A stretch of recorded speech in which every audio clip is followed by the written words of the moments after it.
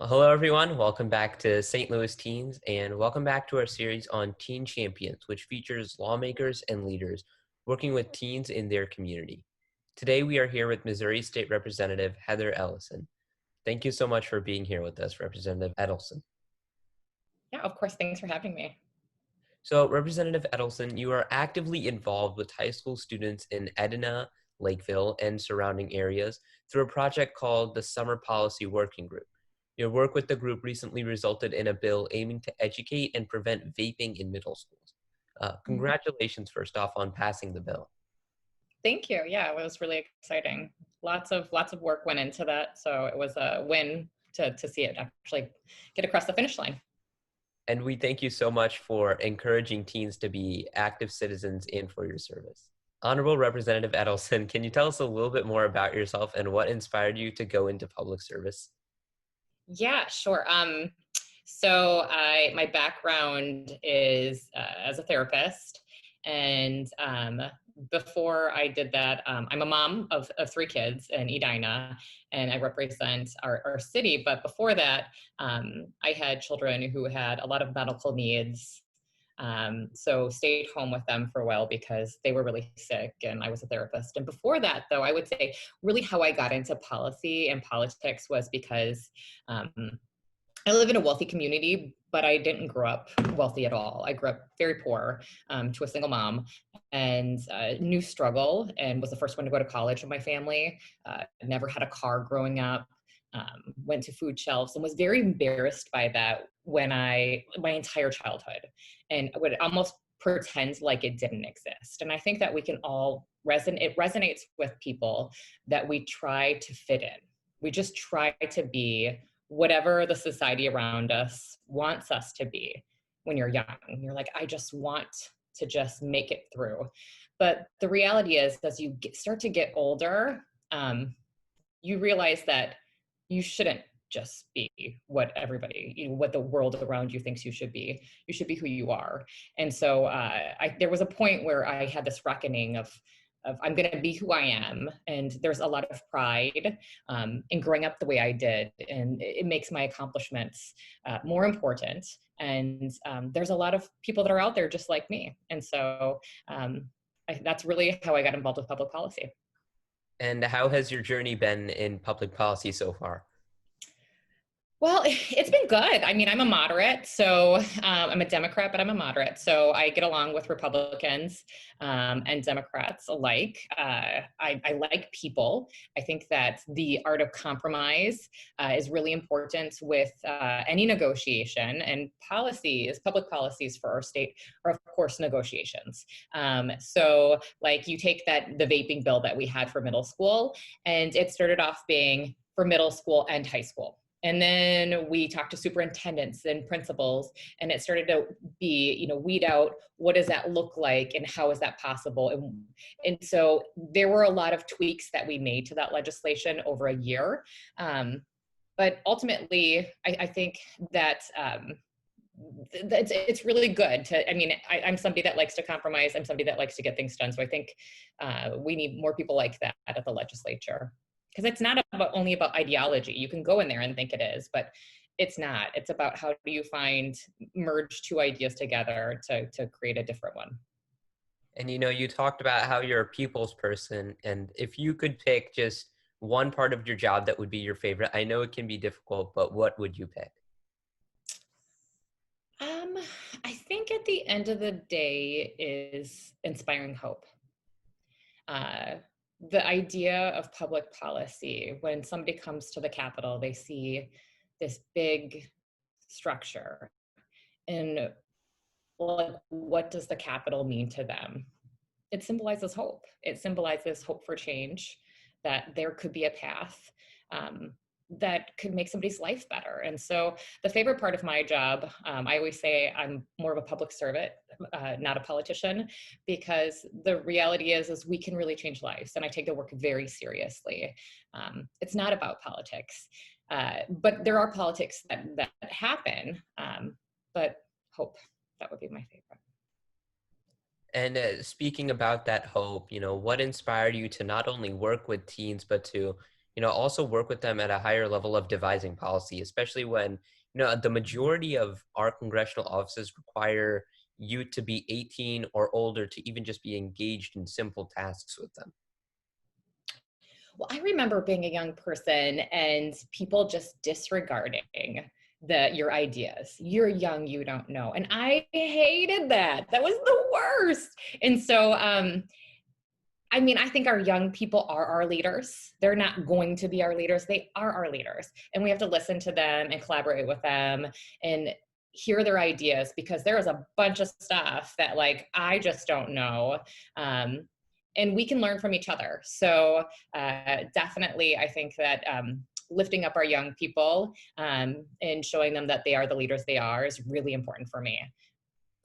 And going through sort of your time that you have spent with teenagers as your, time as a public servant, as you say, what would be one of the most memorable moments or interactions that you have had with, a member of youth or a teenager?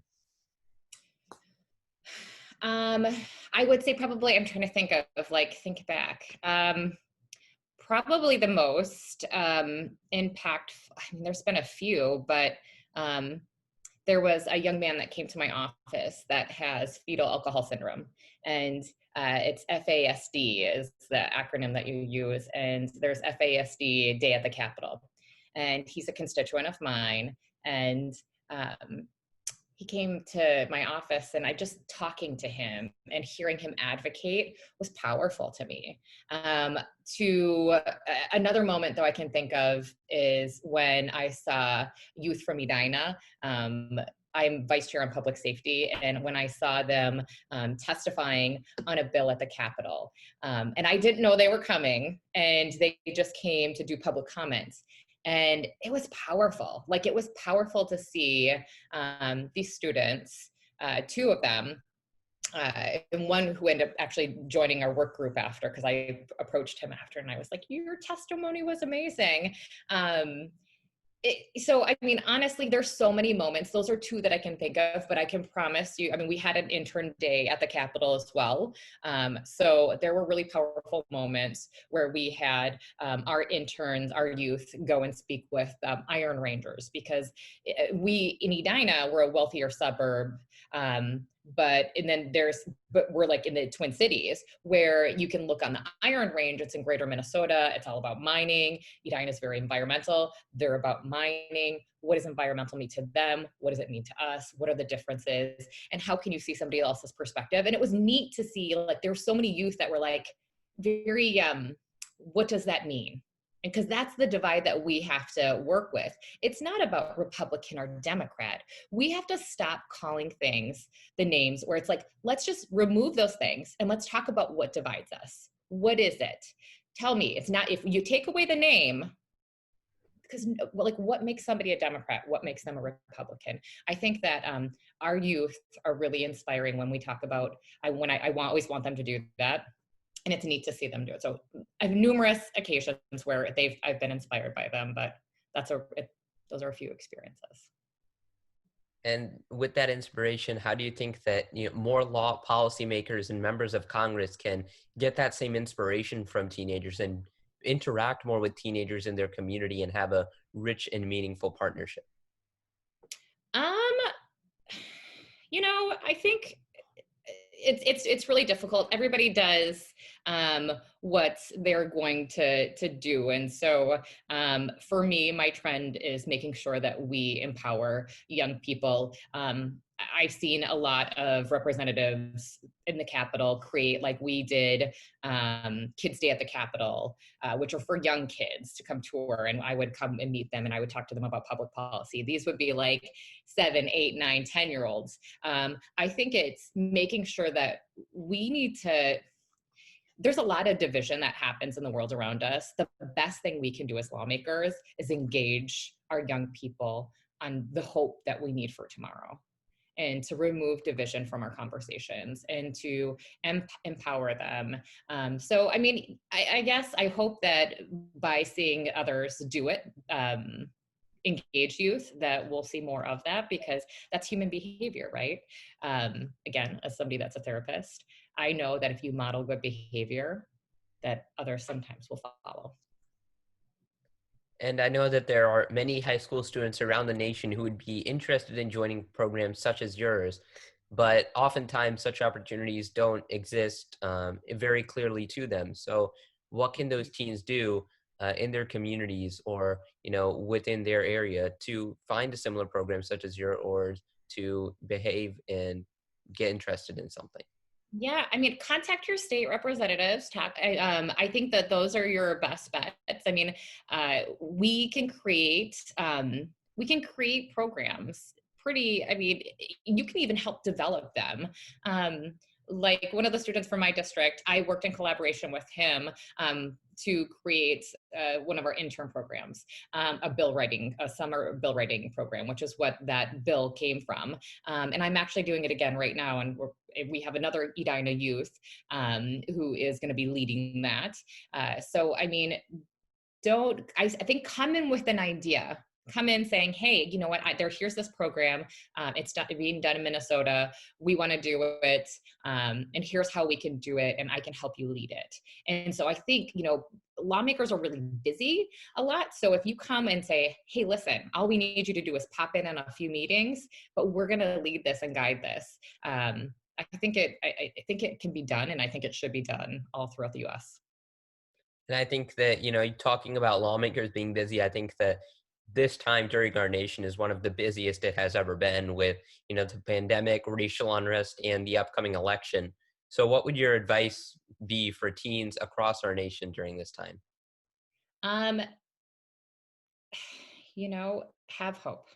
Be positive. Don't judge others just because of their opinions. Figure out why those bias exist or why those opinions exist. Um, don't name call. Um, I wouldn't suggest. I think we need to get to know one another again and be honest with each other that none of us are perfect, that we all have flaws, that we're people. And I think that if we can hear one another's true perspectives on life, that we know this from decades and decades of research, is if the people around you are understanding about your views, or they give you a different view, it can actually change that person's perspective. So like, say for instance, if somebody is very anti-gay, like the dad is anti-gay and he finds out his son is gay, and the son says, dad, listen, this is who I am, being who I am. And the dad has two choices, either to accept or to reject, right? Or somewhere in between.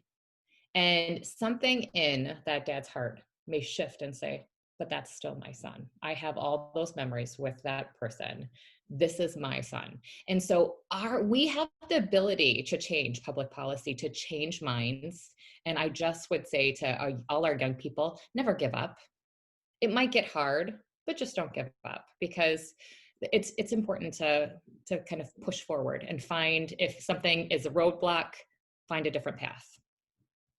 So I actually have to go, but this was so great. Representative Edelson, thank you so much for investing your time and resources in our teens and the value they bring to our country and future. And thank you so much for your time today and answering all Of of our course. questions. All right, bye. Thank you.